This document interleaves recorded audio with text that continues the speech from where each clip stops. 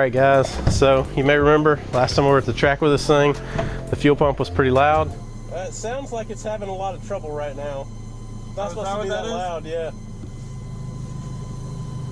Most people will probably just put a new sock on it, but it's been a little while since I put a fresh pump in here, so I decided to just order a new Walbro. But with the current pandemic situation, it's very difficult to get a Walbro. Pretty much everybody's showing out of stock.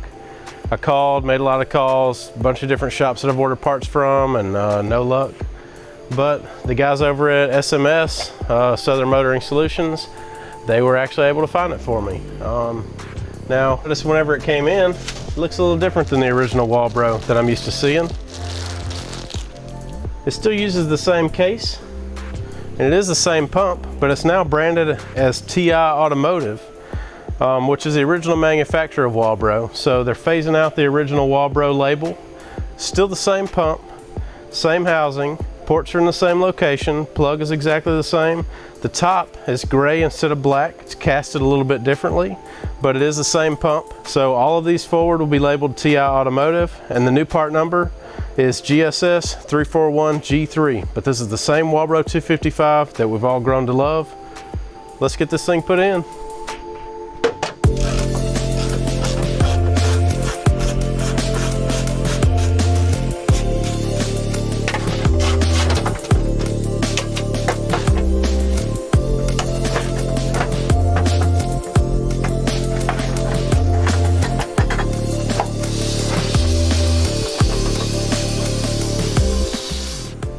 Gross under here. Lots of tire buildup.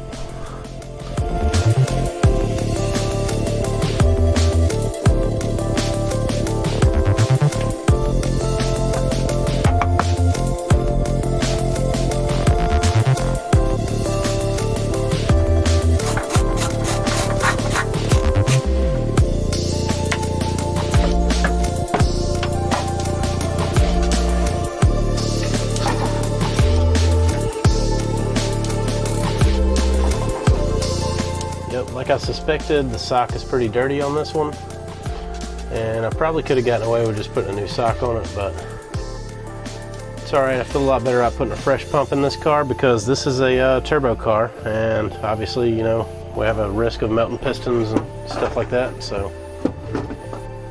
Oh, shoot. Alright, so it's got a little corrosion going on the plug here too, so I'm actually going to go ahead and put a new plug on it while we're here. This one's pretty old. I've had this car together for about 7 years now, so no surprise there.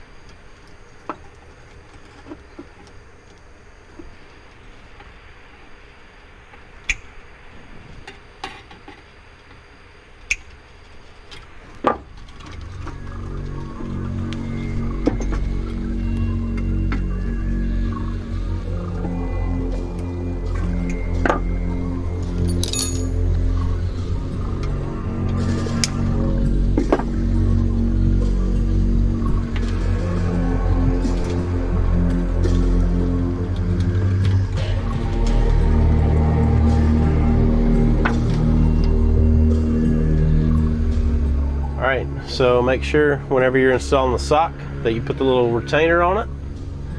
What I like to do is take a really small socket and an extension and just use it as a die just to press it right on there.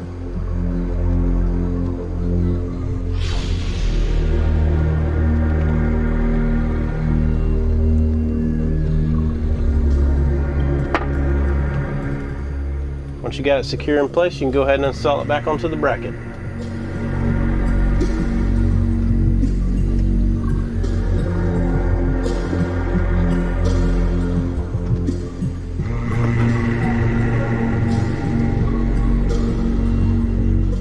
Don't forget to tighten your line back down.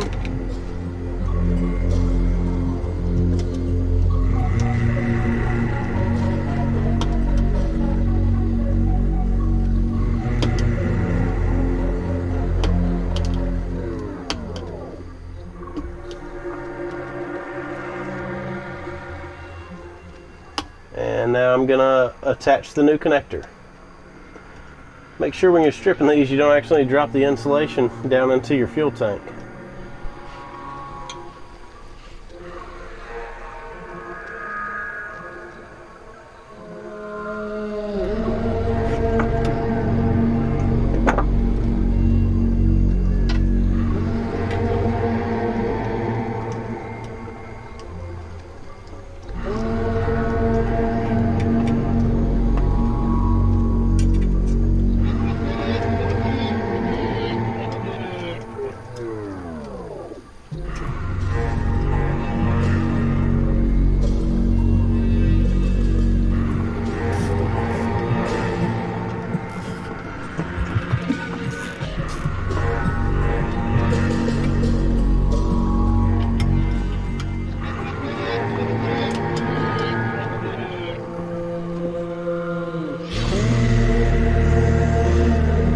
Alright, once you get them crimped on, give them a nice little tug, make sure you got a good solid connection, none of them are going to come loose.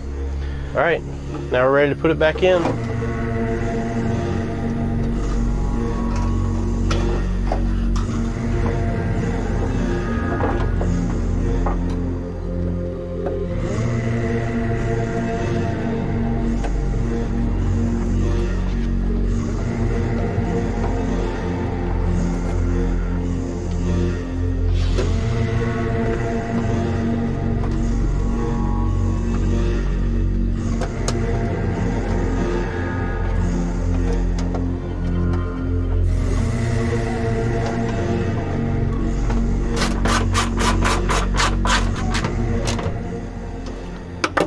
Alright guys, we got the pump in the car.